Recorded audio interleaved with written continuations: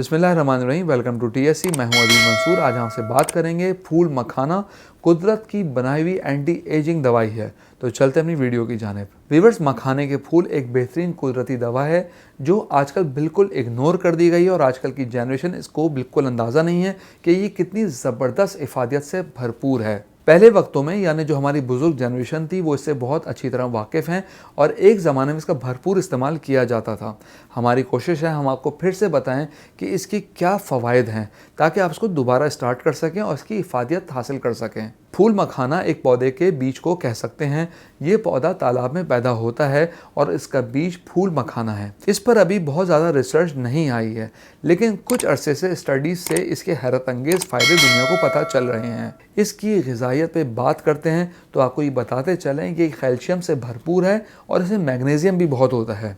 Calcium इसमें दूध से भी ज़्यादा है। आपने अक्सर देखा होगा कि ख़वातीन को पैदाइश के बाद पंजीरी खिलाई जाती है। इसके अलावा जिन ख़वातीन को बार बार मिसकैरेज हो रहा हो या इनफर्टिलिटी बांझपन का मसला हो तो उसमें भी इसका इस्तेमाल बहुत मुफीद है। फूल मखाना में एंटी एजिंग प्रॉपर्टीज़ भी मौजूद होती हैं।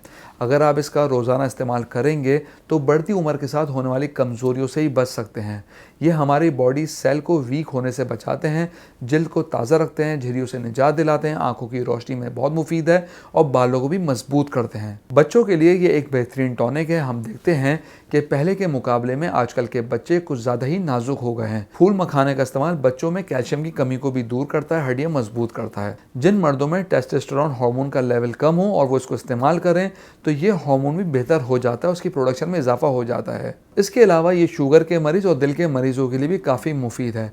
इसमें फ़ाइबर बहुत ज़्यादा होता है। हम अपनी डायबिटीज़ से रिलेटेड वीडियोज़ में भी बताते रहते हैं कि फ़ाइबर से भरपूर ग़िज़ाएँ शुगर के पेशेंट्स के लिए बहुत मुफीद होती हैं। व्यूअर्स, वीडियो में आगे बढ़ने से पहले मैं आपको बताता चलूँ, अगर आपको पढ़ने का शौक़ है तो नॉलेज हेल्थ मैगज़ीन की फ्री मेंबरशिप हासिल कीजिए। स्क्रीन पर दिए गए व्हाट्सएप नंबर पर अपना नाम और शहर का नाम लिख के व्हाट्सएप कीजिए और हर महीने नॉलेज हेल्थ मैगज़ीन अपने मोबाइल पे फ्री पढ़िए। तो चलते अपनी वीडियो की जानिब। बात करते हैं दिल के सेहत के लिए।